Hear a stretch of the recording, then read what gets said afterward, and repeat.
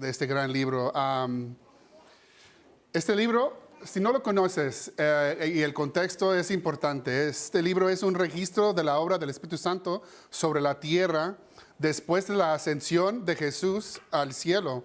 Una obra que nunca antes se había visto sobre la tierra, nunca, como lo ves aquí en el libro de Hechos, ¿sabes? Este es un registro de eventos en el tiempo como ningún otro en la historia del mundo. El Espíritu Santo derramado y entrando y morando dentro de los creyentes. Jesús dijo en Hechos 1:8, pero recibiréis poder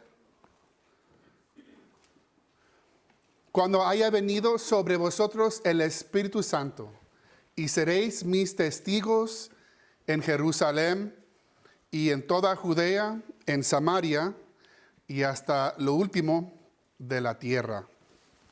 Y vamos a hablar un poco de eso, qué significa lo que Jesús está diciendo ahí. Vamos a hablar de los líderes que tenemos aquí, que encontramos en Jerusalén y también en Cesarea.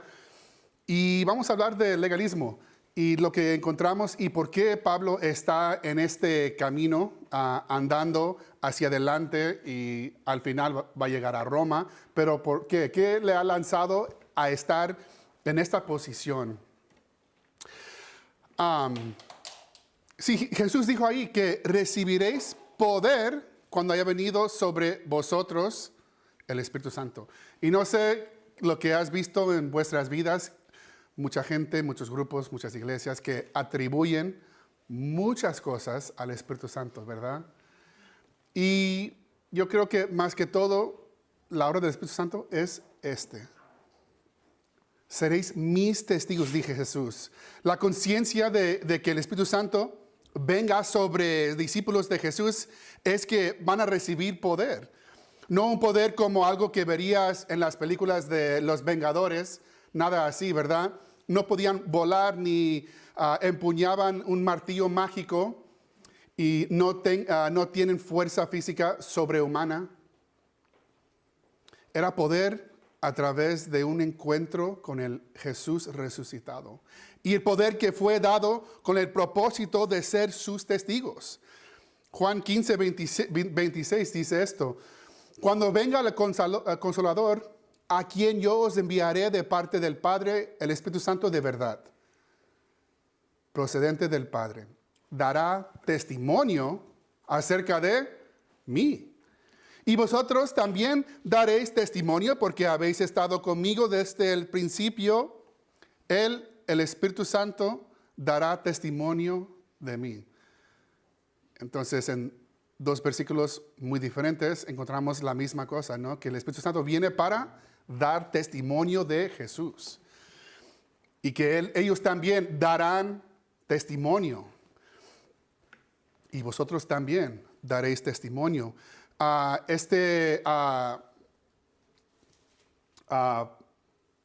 Palabra, testimonio, es martireo en el griego. Significa dar testimonio, afirmar solemnemente algo ofreciendo, autenticación de primera mano del hecho, a menudo respecto a asuntos graves o importantes. Es interesante dar testimonio, afirmar solemnemente algo ofreciendo autenticación. Un hombre, un pastor o un profesor puede explicar verdad y ayudarte a entender algo. Pero hay limitaciones a lo que puede suceder en una relación maestro-estudiante, ¿sabes? Hay límites. Pero cuando el Espíritu Santo está involucrado, Él completa el circuito. El Espíritu Santo toma la verdad de la palabra de Dios y quién es Jesús y da testimonio a la parte más profunda de la conciencia y mente de un creyente. Y ahí en ese lugar, como solo el Espíritu Santo puede, Él hace que la verdad de Jesús sea real para el creyente. hay algo que sucede ahí. Hay una revelación que solo el Espíritu Santo puede traer. Y el Espíritu Santo hace la conexión del Hijo con el creyente. Y la experiencia es de alguna manera auténticamente una experiencia de primera mano. De presenciar a Jesús resucitado. Espero que lo estoy explicando bien para poder entenderlo. El Espíritu Santo da testimonio de que Jesús existe, que Él es quien la Biblia dice que es y que Él está vivo. Y ese es el poder que el Espíritu Santo trae sobre el creyente. Un derramamiento y revelación de Jesucristo para que el creyente pueda salir. ¿Para qué? Para dar testimonio, para testificar. ¿De quién? ¿De una iglesia o de Él mismo? No, de Cristo. El creyente testifica como testigo, como una experiencia de primera mano, con poder que Jesús está vivo. Y eso es lo que sucedió en el libro de Hechos.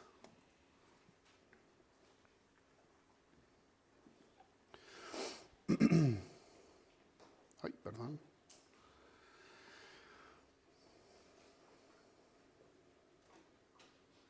Se me perdió. ¿Dónde estaba?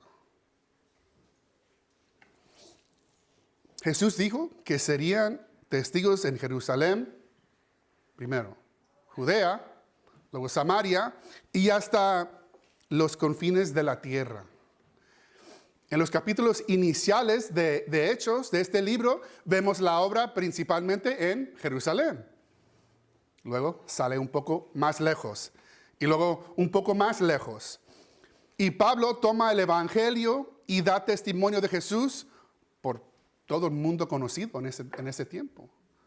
Pablo ha plantado iglesias y ha dado testimonio de Jesús desde Antioquía hasta Asia Menor, hasta Tesalónica, hasta Atenas y Corinto.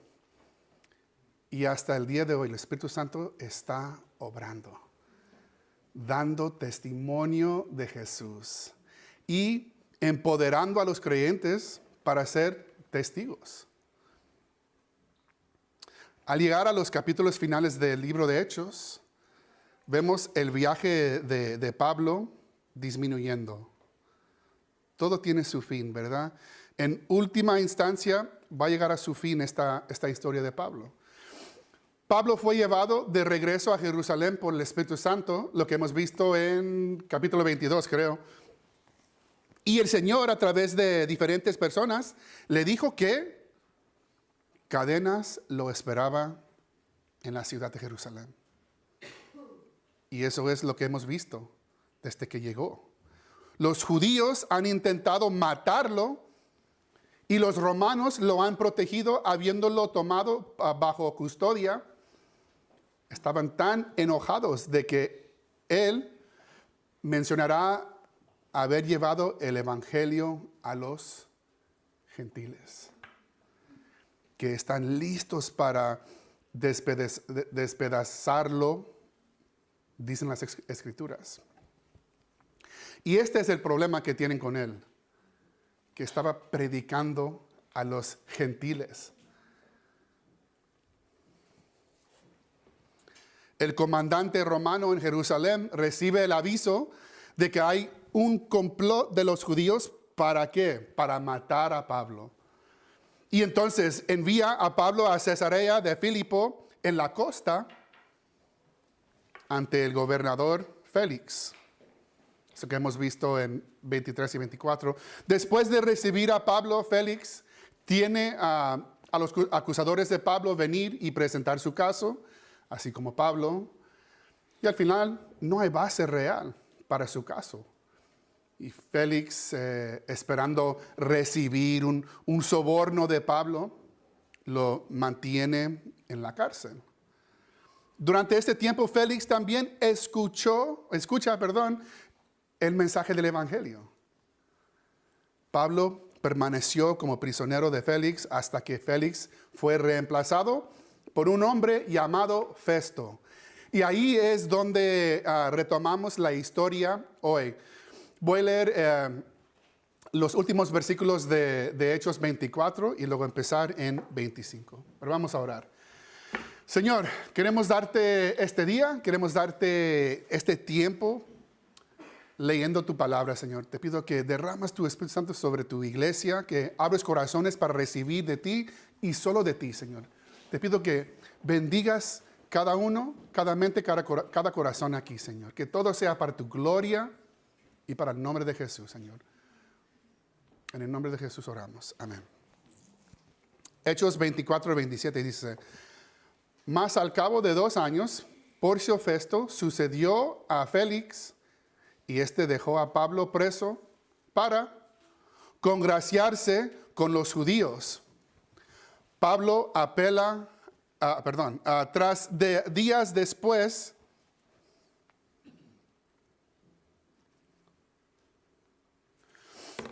tres días después de llegar Festo a la provincia, fue de Cesarea a Jerusalén. Y los principales sacerdotes y los más influyentes de los judíos se presentaron ante él con acusaciones contra Pablo y le pidieron como gracia que le trasladará a Jerusalén. Su intención era preparar una emboscada para matarle en el camino. Bueno, pues este nuevo líder en la región llega. Esta era en la historia judía está marcada por tensión, mucha tensión. Dentro de la comunidad judía había una lucha por el poder entre los saduceos, quienes competían por el poder de Jerusalén y el templo. También dentro de la comunidad judía había diferentes facciones con diferentes agendas políticas. Los sicarios lo llamaban, eran un grupo judío extremista, famoso por tomar masada y por abogar por la resistencia violenta contra el dominio romano. Y estos sicarios se oponían tanto al dominio romano como a los judíos de la élite, considerados colaboradores. Y su filosofía de estos sicarios era esta: ora tus oraciones, afila tus espadas y lucha con una guerra santa por la liberación de Israel. Y estos eran conocidos por asesinatos selectivos contra romanos y colaboradores judíos. Y usaban dagas ocultas para matar en público y luego mezclarse con la multitud. Ese tipo de grupos operaban en una región que tú, como gobernador romano, debías mantener en orden. Podían ser bastante problemáticos por razones obvias. Estaban los fariseos también, los celotes y otros grupos, todos con diferentes filosofías sobre cómo debía existir Jerusalén en términos de religión, política, incluyendo la tributación. Y hubo levantamientos, protestas y rebeliones que llevaron a brutales represiones del pueblo y bajas significativas. En el año 4 AC, justo antes del nacimiento de Jesús, después de la muerte de Herodes el Grande, hubo una revuelta judía. Fue un momento significativo de rebelión para el país. Y el general romano, que se llamaba Publio Quintilio Varo, gobernó de Siria y Judea desde aproximadamente 7 al 4 AC. Este general Varo crucificó a unos 2,000 insurgentes judíos en respuesta a la rebelión, justo antes que llegó Jesús. Entonces, esa era la clima antes del nacimiento de Jesucristo. La tensión que rodeó la vida, muerte y resurrección de Jesús era significativa. Y nunca desaparecería por completo, sino que llegaría a un punto máximo en el año 70 DC, cuando los romanos destruyeron la ciudad de Jerusalén. Entonces, la tensión es muy alta. Los romanos oprimían a los judíos y los grababan fuertemente, pero los gobernantes que venían entendían su mandato, mantener la paz y que los impuestos sigan entrando al imperio. Así que a menudo intentaban apaciguar a los gobernantes judíos del día. Félix, tratando de hacer un favor a los judíos, cuando dejó la región, dejó a Pablo en prisión. Y los judíos ahora presionan a Festo para que les haga otro favor. Pablo está en Cesarea de Filipo, lejos de Jerusalén. Mientras está en Jerusalén, Festo tiene una reunión con los judíos acerca de Pablo y quieren que Festo devuelva a Pablo a Jerusalén bajo el pretexto de juzgarlo ahí. Pero la realidad es que querían asesinarlo. Y la historia va favorablemente a Festo, describiéndolo como un administrador competente, justo y razonable, a diferencia de su predecesor, Félix, quien era conocido por la corrupción. Pues en versículo 4 dice, pero Festo respondió que Pablo debía seguir custodiado en Cesarea y que él mismo partiría para allá en breve. Quienes de vosotros puedan, dijo, vengan conmigo. Y si ese hombre ha cometido algún delito, presentad una acusación. Se necesitaba sabiduría para una posición como la de Festo, ¿verdad? El poder puede ser embriagador y las alabanzas y promesas de los hombres pueden distorsionar la perspectiva de una persona. Sin embargo, Festo no parece ser persuadido por estas cosas. Y no cede a los deseos de los líderes judíos. En lugar de traerlo ahí, Festo sugiere que los líderes apropiados vayan a Cesarea. Versículo 6. Festo estuvo entre ellos no más de 8 o 10 días y luego regresó a Cesarea. Al siguiente día se sentó en el tribunal y ordenó traer a Pablo. Cuando llegó, le rodearon los judíos que habían venido de Jerusalén y presentaron contra él muchas y graves acusaciones que no podían probar. Así que los judíos hacen como Festo sugiere y bajan a Cesarea para intentar nuevamente acusar a Pablo. Los ataques del enemigo son estratégicos e implacables. ¿Y de qué están enojados estos líderes judíos? De que el evangelio está yendo y siendo predicado a los gentiles. Pablo cuenta a la multitud de judíos su visión antes, cuando empezó todo este problema para Pablo. Pablo cuenta a la multitud de judíos su visión y cómo Dios lo envió a los gentiles. Los judíos que lo escuchan en Jerusalén se enfurecen ahí en ese mismo momento. Hechos 22 dice, hasta este momento estuvieron escuchando, pero al oír esto comenzaron a gritar, quítalo del medio. Gente así no merece vivir. Viene de las bocas de los judíos. Y ahí fue cuando comenzó la violencia inicial contra Pablo. ¿Por qué? Porque él estaba llevando un mensaje a los gentiles. Cuando él mencionó llevar el evangelio a los gentiles,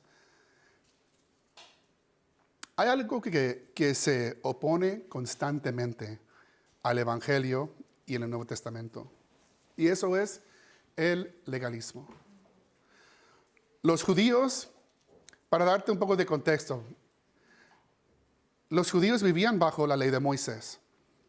Si conoces la historia bíblica, entonces tienes una idea de cómo el Señor sacó a Israel de Egipto y has comenzado a comprender que después de 40 años Israel entró en su tierra prometida.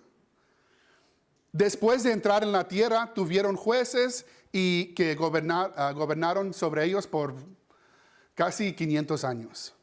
Desde el tiempo en el que Saúl comenzó a gobernar como rey, el pueblo se convirtió en una sola nación, unida nacionalmente bajo un líder por primera vez. Y eso fue importante. En ese momento el Señor comenzó a llevar la cuenta de los años en que no dejaron descansar la tierra. Desde ese momento, desde el momento que llegó Saúl como rey de Israel. Se suponía que debían dejar descansar la tierra cada séptimo año, ¿verdad? Y durante 490 años no dejaron que la tierra descansara. Entonces, ¿qué permitió el Señor? Permitió que Babilonia conquistará Jerusalén por primera vez en su historia. Entran Babilonia y se llevará cautivos a Babilonia, los de Jerusalén. ¿Y cuánto duró ese cautiverio? 70 años. 490 dividido entre los 7, entre 7 es 70. El Señor los sacó de la tierra porque se negaron a dejar descansar la tierra por 490 años. Y la tierra tendría su descanso. Para cada grupo de 7 años, Él al final les quitó ese año para dejar descansar la tierra por 70 años. La historia continúa en Babilonia, pero después de esos 70 años, regresan. Ahí es donde encuentras los libros de Esdras, si lo has leído, y también de Nehemías, y su registro histórico. ¿Qué es lo que hicieron estos hombres? Pues en ese periodo de tiempo de la historia de Israel,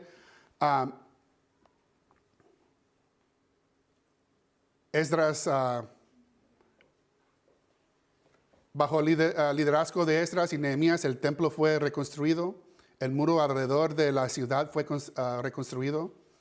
Y esto es importante, la lectura y aplicación de la ley de Moisés fue restaurada.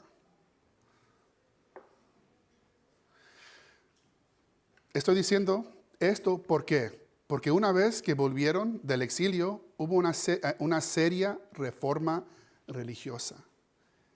Después de estar en Babilonia por tanto tiempo y luego después de volver, después de reconstruir todo, era más importante para ellos la ley.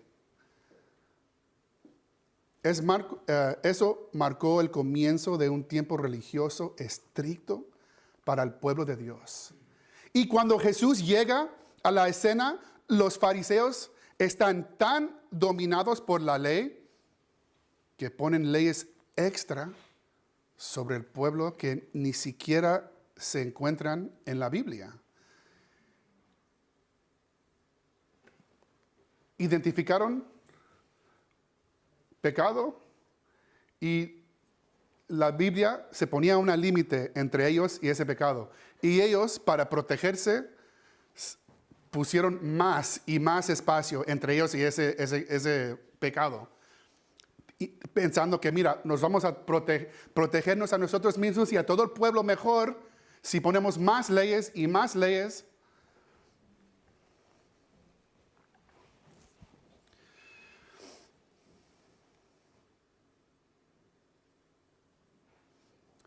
Se enfocan tanto en la vida exterior y en mantener apariencias por fuera que pierden completamente el corazón de Dios y el propósito de la ley. No había fe ni verdadera relación con Dios, solo por obedecer la ley o ofrecer animales. ¿Sabes?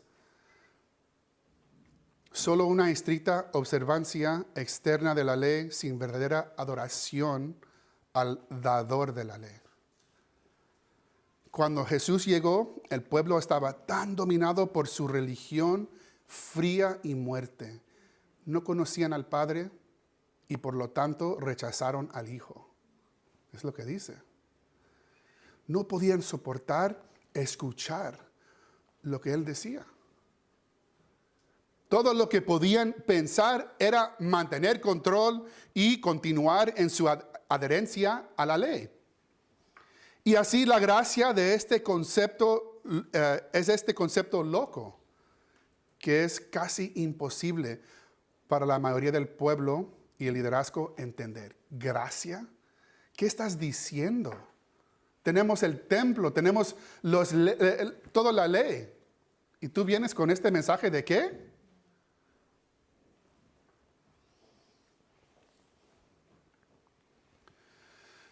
Mientras la iglesia crece, la gracia comienza a liberar a las personas. Pero la fuerza legalista de los líderes judíos que oprime a los creyentes desde afuera continúa. Y la lucha interna para vivir una vida de gracia por medio de la fe demuestra ser un desafío para muchos. Gálatas 2:3. Pablo, con este libro está el propósito de escribir este libro es porque llegaron judíos a esta iglesia y les dijeron, mira, no solo tienen gracia, no solo pueden ser parte de la familia de Dios por gracia, por fe. Necesitan obedecer la ley también. Por eso Pablo escribió este libro. Y dice, pero ni siquiera Tito, que estaba conmigo, fue obligado a circuncidarse, aunque era griego. Fue obligado a circuncidarse. Y esto a pesar de los cizañeros, falsos hermanos que se habían introducido entre nosotros a escondidas. ¿Para qué? Para espiar nuestra libertad que tenemos en Cristo Jesús y para reducirnos a esclavitud. Pero ni por un momento accedimos a someternos a ellos para que la verdad del Evangelio permaneciera con vosotros. Entonces, esto es un gran problema. Que la ley siempre quiere imponerse sobre nosotros. Tenemos la tendencia de vivir bajo ley. Los líderes judíos en diferentes regiones comenzaron a seguir a Pablo mientras él estaba viajando y visitaban lugares donde él había estado, donde una iglesia había sido establecida y trataban de alejar a las personas de la gracia y llevarlas de nuevo a la ley. Diciendo, no pueden tener salvación por gracia mediante la fe. Tienen que guardar el sábado, las leyes dietéticas y la circuncisión para ser parte de la familia de Dios. Pero lo mismo aflige al mundo cristiano hoy. Es muy sutil. Se mezcla con el cristianismo y se añade a cómo debemos vivir nuestras vidas cristianas. Y tienes que tener cuidado con esto y filtrar todo lo que ves y escuchas como creyente. Si estás escuchando un sermón o asistiendo a otra iglesia, tienes que filtrar tu mensaje por medio de la verdad del Evangelio. Que Cristo vino a la tierra, vivió una vida perfecta, cumplió la ley, y luego murió en la cruz el inocente para todos los culpables y resucitó de entre los muertos para vencer el pecado y la muerte. Y en Él, solo en Él, por fe, podemos tener salvación. Ese es el Evangelio. Tienes que filtrar todo por medio de la verdad del Evangelio. Porque hay tantas iglesias legalistas en el mundo. Líderes que no entienden el Evangelio y por lo tanto no han sido liberados por él. Así que no pueden realmente predicar mensajes centrados en el Evangelio, o bien sienten que tienen que controlar al pueblo porque te estoy haciendo un favor a ti. Controlar al pueblo para mantenerlos sirviendo en la iglesia y alejados del pecado. Eso es mi trabajo, piensan algunos pastores, y a todo costo dicen, pues mira, hay que poner sobre vosotros esta ley. No puedes ir por allá, no puedes hacer esto, hay que estar en la iglesia siempre. Entonces, quiero que pensáis en vuestras experiencias o lo que has observado en tu historia. ¿Cómo has visto el legalismo? Tengo una lista. Tienes iglesias donde se le dice a la gente que no pueden jugar juegos y divertirse en la iglesia, porque es pecado. No poder comer dentro de la iglesia porque era pecado. El tomar cerveza, pero sí vino. El no tomar cerveza, pero sí vino, porque si hacías eso era pecado y te consideraban mundano o inconverso. Bailar se consideraba pecado. Por eso algunos no saben cómo bailar, ¿verdad? Lo siento. Podemos tener unas clases de baile aquí en la iglesia después. Si querías que el Señor te bendijera, tenías que diezmar. Eso demostraba que eras salvo. Incluso no podías participar de la Santa Cena. Tienen que servir todos los días de la semana para recibir las bendiciones de Dios. Tienen que seguir dando en tiempo y recursos y no pueden descansar. Abuso de los dones del Espíritu, incluso descontextualización o invención de algunos fuera de la Biblia, implicando que si no actuaban en ti, no eras salvo y no habías sido bautizado con el Espíritu Santo. Si caías en pecado, te separaban de la iglesia y te prohibían cualquier relación con los miembros de la iglesia. Control sobre con quién podrías relacionarte o no. Si tenías amigos no cristianos, eras criticado duramente, enfatizando la estricta adherencia a reglas por encima de la gracia o de la relación con Dios. Tratando tradiciones específicas, códigos de vestimenta, estilos de adoración, géneros musicales como necesarias para la santidad, requiriendo ciertos comportamientos, asistencia, diezmo, participación en ministerio como marcas de valor espiritual, juzgando duramente a otros por diferencias doctrinales menores o creencias secundarias, convirtiendo convicciones personales, comida, bebida, entretenimiento, en mandatos universales, elevando requisitos de membresía en la iglesia, clases, acuerdos, por encima del mensaje de salvación por la fe, esperando conformidad externa a normas, lenguaje, apariencia, rutinas, en lugar de transformación por el Espíritu, usando la vergüenza o temor de castigo para motivar obediencia, en vez de enseñar sobre el amor y el perdón de Cristo, basando la seguridad de salvación en obras o desempeño, no en la fe en Cristo, desanimando la duda o el diálogo honesto sobre la fe, resultando en crecimiento espiritual sofocado, clasificando pecados y fomentar actitudes de autojusticia, viendo algunos fracasos como imperdonables, mientras se ignoran faltas personales. Entonces, no sé si puedes añadir algo a esa lista. Esas cosas abundan en el mundo cristiano. Y hasta puedes tener hermanos y hermanas cristianos que cuando hablas de la libertad del Evangelio, se sienten obligados a volver a lo que tienes que hacer en la vida cristiana. Pero hay que hacer esto. Tenemos este libro de discipulado aquí en la iglesia que si no lo has hecho, necesitas hacerlo. Se llama La vida centrada en el Evangelio.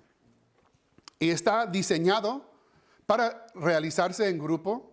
Y hemos hecho este libro con muchos grupos diferentes e individuales en la iglesia y fuera de la iglesia también. Y lo que he visto a menudo en los grupos es que la gente viene al estudio mostrando su mejor lado. Aquí estoy, muy limpio, cristiano. Ya tengo todas las respuestas, puedo citar la Biblia para cualquier cosa. Y la respuesta de la gente es muy cristianés. Están citando escritura y dando respuestas vagas a las preguntas que el libro presenta. Y porque la gente está acostumbrada a usar una máscara, como todos, yo digo, para mí también era mi tendencia llevar la máscara y no ser honesta acerca de quiénes son, cuáles son tus luchas. Veo que a la gente le cuesta ser honesta acerca de su pecado y esas luchas. Y ahí es donde, como líder, tengo que mostrar el camino y básicamente confesar todo mi pecado delante de 10 o 15 personas. Pero una vez que la gente ve que el Evangelio los ha hecho verdaderamente aceptados, porque eso es lo que estamos hablando, que a través de lo que Cristo hizo por ti, eres aceptado, justificado por fe, adoptado, no por tus obras, solo por tu fe. ¿Quién hizo la obra? Jesús. Pero estamos convencidos de otra cosa por dentro. Una vez que ven que no tienen que fingir, sino pueden ser honestos y abiertos, la gente comienza a ver el verdadero poder del Evangelio y comienza a encontrar libertad. ¿Quieres eso para ti, no? Libertad, libertad del pecado, las luchas que tienes.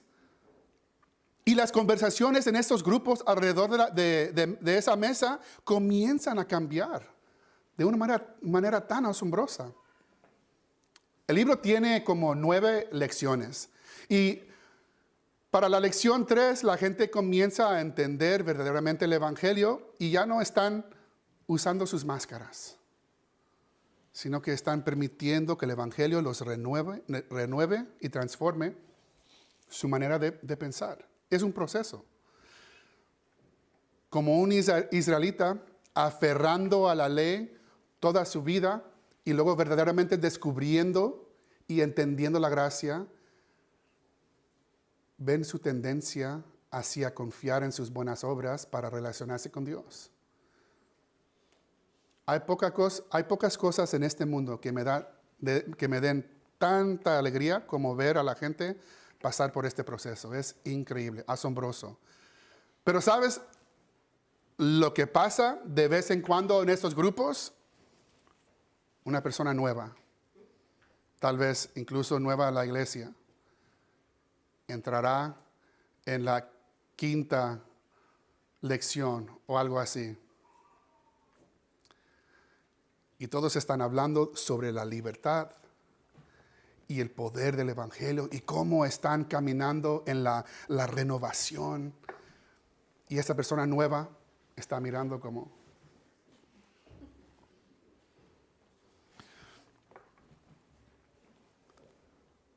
escuchando la conversación y el legalista dentro de esa persona comienza a clamar dentro de sí.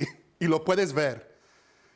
Aquí estamos como grupo disfrutando de la gloria y la libertad del Evangelio y la persona nueva que aún no lo ha entendido tiene al legalista dentro de él enloqueciendo hasta que finalmente tiene que hablar.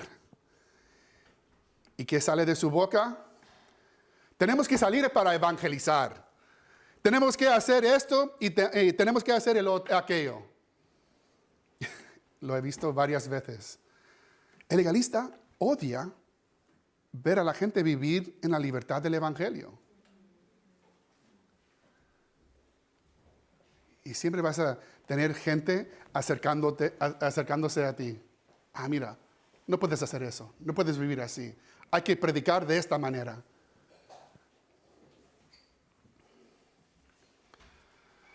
El legalista que entra a una sala donde cristianos están entendiendo verdaderamente el Evangelio y comenzando a vivir en libertad y poder del Evangelio, lo toma todo y debe declarar: yo vivo bajo ese estándar, tú debes vivir bajo el estándar también. Es lo que están pensando. No tienes esa libertad. Déjame explicártelo el por qué. El legalista declara: yo estoy corriendo, estoy completando, estoy trabajando, y tú también debes correr, trabajar y completar. Porque no entienden el poder del Evangelio.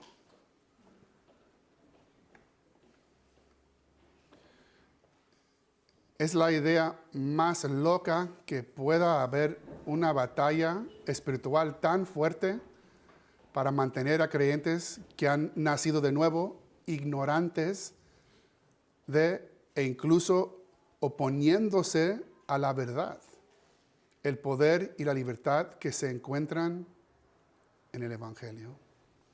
Mateo 16, 5 dice: los discípulos llegaron al otro lado del lago, pero se habían olvidado de llevar pan.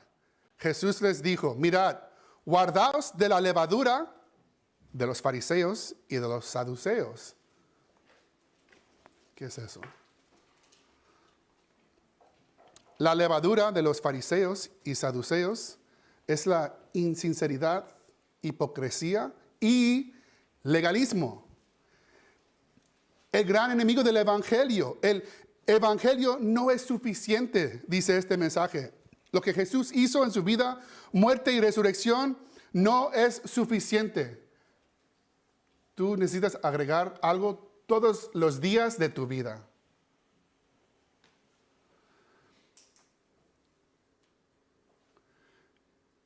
Y mira, tener esta conversación puede ser un poco complejo, porque necesitamos identificar de qué estamos hablando. Es importante comprender cómo separamos nuestro cristianismo en nuestras mentes. Y es importante identificar qué conversación estamos teniendo cuando estamos en el estudio bíblico o teniendo este tipo de conversaciones. Deberíamos salir a evangelizar. Debemos dar el diezmo. Debemos ser personas con convicciones y personas que defienden la verdad. Sí, por supuesto. Pero esas cosas no pueden ayudarte a ser salvo. Y debemos tener claro en nuestras mentes que somos perdonados, justificados, adoptados y purificados por la fe, solo por la fe en Jesús. Solo por fe.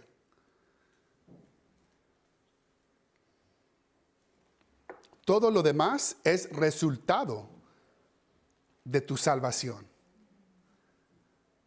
Pero los legalistas van a venir y decir: mira, pero no tienes esto en tu vida, tienes esto, y no puede ser así. Y mira, ¿dónde vas con estos amigos? Y todo tipo de cosas, porque no entienden. Y quieren usar santificación y esa transformación para ganar salvación. Y no es así. Viene primero salvación, y de ahí, como un árbol, sale buenas obras. Todo lo demás es el resultado de estar llenos del Espíritu Santo. Todo viene al ser apartados y transformados diariamente. No puedes trabajar para alcanzar tu salvación y no puedes trabajar para mantenerla. Es un regalo de Dios y es a través de la fe. Mira, cuídate del legalismo en ti mismo, porque está dentro de todo, ¿sabes? Y dentro de mí también.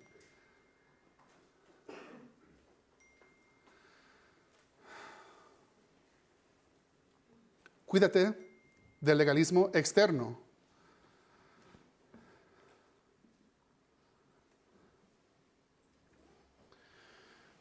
Cuídate de la levadura de los fariseos. Satanás no puede destruir el Evangelio y no puede derrotar a Jesús. Así que se meterá en el juego de la religión e intentará engañar a la gente de cualquier manera posible y hará legalistas de la mayor cantidad de personas que pueda. Porque eso los mantiene mirando a sí mismo. ¿Qué tengo que hacer? ¿Dónde están mis fuerzas? ¿Cómo lo puedo alcanzar yo?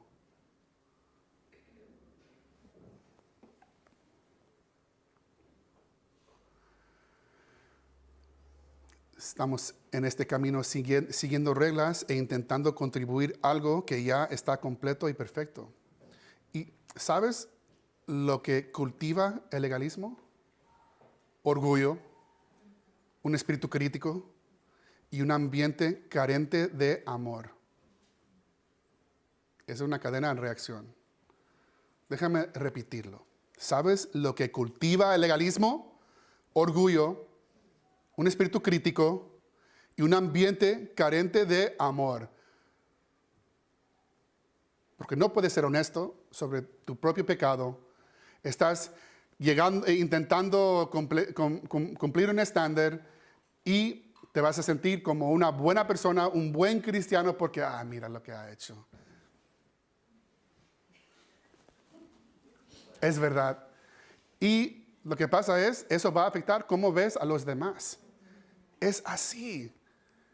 Y vas a criticar a los demás porque tú lo puedes hacer. O en tu mente piensas que sí.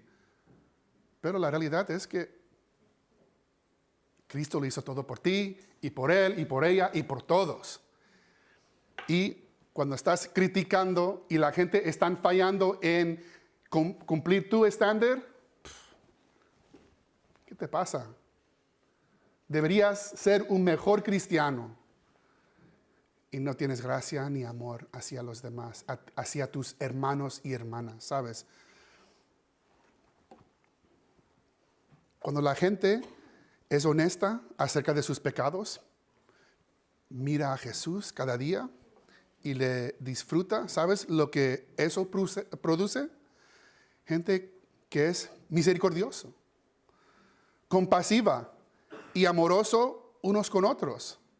El Espíritu Santo te da poder para vivir tu cristianismo, sí, pero también revela a Jesús. Él es el objetivo, Él es la meta, Él es tu tesoro. La comprensión del Evangelio y la humildad son obras del Espíritu Santo que producen un amor perdurable en el creyente, individualmente y en la iglesia en conjunto. Ese es el mensaje y la obra por la que Pablo estaba firme, viajando y predicando. Y ese es el mensaje por el cual estaba siendo perseguido. Y una vez más, él se presenta con acusadores en su contra, haciendo falsas acusaciones con odio, porque él está llevando este mensaje de vida. Versículo 8. Pablo se defendió diciendo: no he cometido delito alguno, ni contra la ley judía, ni contra el templo, ni contra César. La lucha espiritual que viene contra los creyentes no tiene que tener sentido. Y estas acusaciones no tienen sentido. De hecho, si el enemigo trata con mentiras y engaño, puedes casi contar con la falta de lógica o sentido en el asunto, ¿sabes? Ese es su idioma, mentiras, engaño. El enemigo no está interesado en la verdad, justicia o preservación de lo correcto. Él busca robar, matar y destruir. Y lo hace con mentiras, internamente. Pablo se presenta como un hombre inocente acusado falsamente. Y mira lo que dice Festo. Mas Festo, queriendo congraciarse con los judíos, le preguntó otra vez, intentando dar favores a los judíos. ¿Por qué? Porque es todo político. Dice: ¿quieres ir a Jerusalén para que yo juzgue ahí tu causa? Creo que aquí vemos el lado más justo de Festo. Pablo había sido protegido del alboroto de los judíos una y otra vez. en esos capítulos. Aunque parece que cada persona en autoridad involucrada en el asunto probablemente cuidaba a Pablo por intereses propios, protegiendo la vida de Pablo y su posición. Sin embargo, eso resultaba para él beneficio y protección. Pero aquí Festo le pregunta a Pablo lo que desea. Vemos consideración, justicia y sabiduría cuando Festo le da a Pablo la opción de ir o no. Versículo 10 hasta 11. Pablo respondió: estoy ante el tribunal de César, y es aquí donde debo ser juzgado. Como bien sabes, yo no he cometido ningún delito contra los judíos. Si he cometido algo que merezca la pena de la muerte, no rehúso morir. Pero si los cargos que estos me hacen carecen de fundamento, nadie puede entregarme a los judíos. Apelo pues a César. Cuando sabes en tu mente y tu corazón que no has hecho nada malo, puedes dejarlo en las manos de Dios, ¿verdad? Mira, cuando cometemos pecado o hacemos algo en una situación, ahí es donde vamos a sentirnos culpables si hay un poco de problema alrededor, ¿verdad? Pero si eres inocente, no tengo poder, no tengo nada aquí. Soy completamente inocente. Mis manos están, mi vida está en tus manos, Señor. No necesitas cargar con el peso de ninguna acusación en tu contra. Pablo tenía la conciencia tranquila. Y eso es lo mejor, ¿verdad? Tener la conciencia limpia, tranquila. No hay ninguna duda aquí. Si hubiera hecho algo mal, estaba dispuesto a asumir la responsabilidad, ¿verdad? No busca escapar las consecuencias de sus actos. En este caso, sabía que las acusaciones de los judíos eran falsas y hablaba desde esa posición de confianza. ¿Qué más puede decir? ¿Qué más puede hacer? Todo ciudadano romano tenía derecho a solicitar que su caso fuera juzgado por el propio César, si era ciudadano romano. Pablo sabía que se encontraba atrapado en una lucha de poder entre los judíos y los funcionarios romanos de Judea. La lucha había continuado durante años ya. Los líderes judíos habían matado a otros agitadores en el pasado y Pablo conocía sus capacidades. Estaba más seguro bajo la custodia de los romanos que bajo la de los judíos. Por lo tanto, si no podía simplemente quedar libre, pensó que era mejor apelar a César.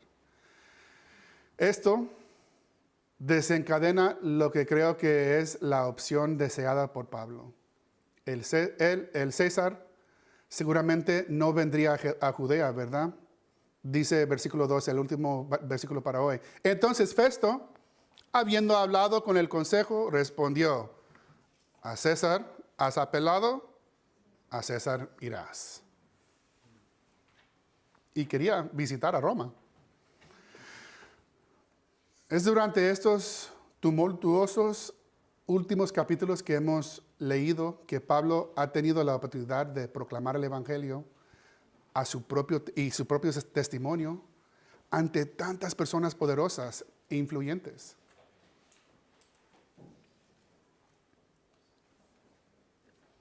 Los líderes judíos, Claudio Lisias, Félix y ahora Festo. La próxima semana veremos cómo esto continúa con Agripa y Berenice. La vida de Pablo ha brillado intensamente para el Señor, como una vela en la oscuridad. Seguirá brillando intensamente mientras continúa su viaje. Brillará intensamente hasta el final. Antes de ese final, Pablo se encontrará en Roma, en el palacio, teniendo como audiencia personas cercanas al César. No tenemos constancia de que Pablo hablará con César, pero es muy probable. Creo que cada movimiento en la vida de Pablo fue dirigido por el Espíritu Santo, al menos después de su conversión. El llamado, la misión, la predicación del Evangelio y la fundación de iglesias. Pablo ha vivido una gran aventura y estamos en los últimos capítulos de esa aventura. Aunque el Espíritu Santo está al mando, creo que la fuerza que ha impulsado este último capítulo de la vida de Pablo es este odio a la gracia y el espíritu del anticristo que lleva a negar el Evangelio y a centrarse en una vida de obras y legalismo. De ahí es de donde parten esos capítulos finales. Vemos esto a lo largo de todo el Nuevo Testamento. Y si entiendes el Evangelio y prestas atención a lo que sucede a tu alrededor, probablemente lo veas hoy en día. Cuidado con la levadura de los fariseos y los saduceos. Guardaos de ella. Guardaos de las opiniones, perspectivas y tendencias legalistas en vosotros mismos. Guardaos del legalismo que viene del exterior. No lo aceptéis. Para nada. Dejad que el Evangelio de la gracia moldee y forme vuestra mente y vuestra doctrina. Esto es muy importante. ¿Por qué? Porque la fe es muy importante. ¿Y en qué se basa la fe? En lo que pensamos, en lo que creemos y estamos convencidos. Por lo que pensamos, creemos y estamos convencidos es de suma importancia. Hay cosas que no debemos hacer, lugares a los que no debemos ir y personas con las que no debemos estar. El pecado es destructivo y no debes participar en él. No tienes licencia para pecar, para nada. Cuidarte del pecado.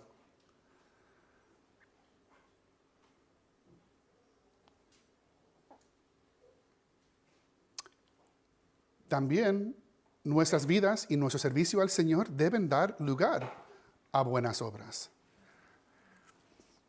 Pero nada de esto es para alcanzar o mantener la salvación. Esa es una creencia incorrecta. La salvación es lo primero antes que cualquier otra cosa. Si estamos hablando del cristianismo, ¿de qué estamos hablando? Hay que filtrar todo por medio del Evangelio. Es por gracia, mediante la fe, que uno es salvo, regenerado por el Espíritu Santo y se convierte en hijo de Dios.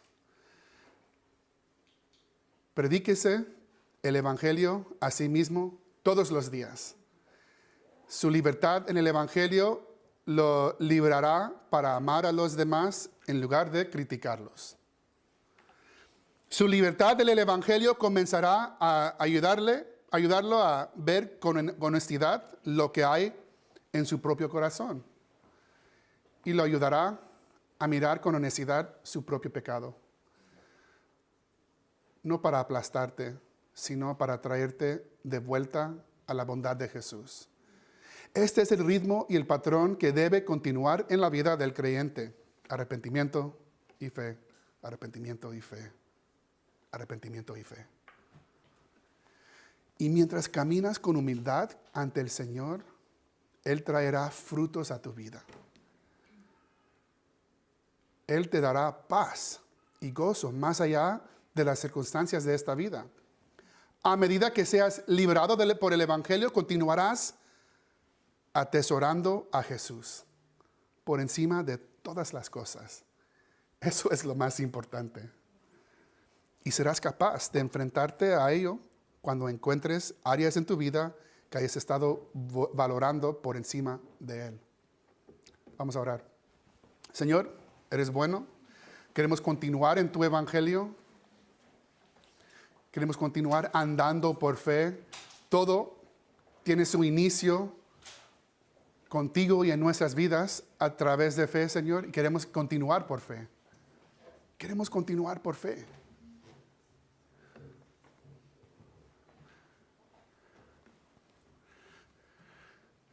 Te pido que bendigas cada uno aquí, Señor, para poder entender, para poder descubrir la libertad del Evangelio que ellos tienen en ti, Señor. Libéranos, Señor, por favor, por fe, para poder confiar en ti completamente, para entender que fuimos justificados por fe, que fuimos adoptados como hijos. Y de ahí vienen buenas obras. No para mantenerlo ni ganarlo, pero porque te amamos. Y cada día nos estamos cayendo más en amor contigo, Señor. Eso te pido que lo permitas para tu iglesia, Señor. Gracias, Señor, por este día. Derrama tu Espíritu Santo sobre cada uno, Señor, para poder creer, para poder entender, para poder vivir esa vida en este cuerpo por fe cada día, Señor. Gracias por tu palabra. Te pido que tu amor abunda en esta iglesia, Señor, para la gloria y el nombre de Jesús. En tu nombre oramos. Amén. Hablamos mucho del Evangelio y como siempre quiero daros la oportunidad. Nos damos por sentado que todos son cristianos. Yo pasé 21 años de mi vida pensando que era cristiano, pero en realidad no conocía al Señor. Mira, quiero decirte hoy que hoy es el día de salvación. Y no eres una buena persona. Esas son las malas noticias, pero no hay una buena persona. Puedes pensar, mira, soy mejor que esa persona o el otro. Mira, no te puedes comparar o puedes compararte con los demás, pero la realidad es que tenemos un Dios perfecto y su estándar es perfecto. Y Él, sabiendo que el problema es el pecado y la separación entre Él y nosotros, dijo, mira, yo voy a ir a la tierra. Yo voy a habitar un cuerpo físico en la tierra. Voy a vivir una vida perfecta. Voy a vivir una vida sin pecado. Pero también voy a cumplir la ley de mi Padre.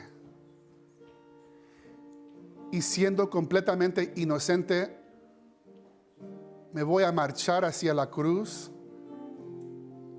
para ser crucificado, para morir el inocente en lugar de los culpables.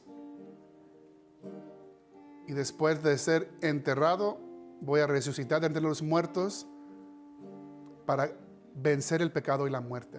Y si la gente puede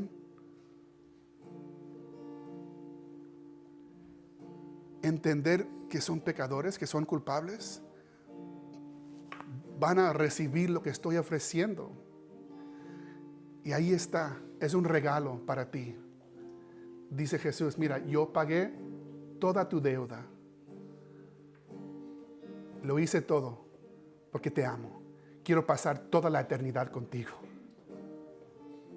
Y esas son buenas noticias. Y puedes hoy, por fe, decir, sí, Señor, quiero recibir todo eso. Quiero confesar mis pecados. Quiero recibirte como mi Salvador hoy, Señor. Lávame, límpiame. Quiero ser justificado. Quiero ser hijo de Dios, adoptivo. Lléname de tu Espíritu Santo hoy, Señor. Perdóname, lléname. Y ahí puedes nacer de nuevo, por fe.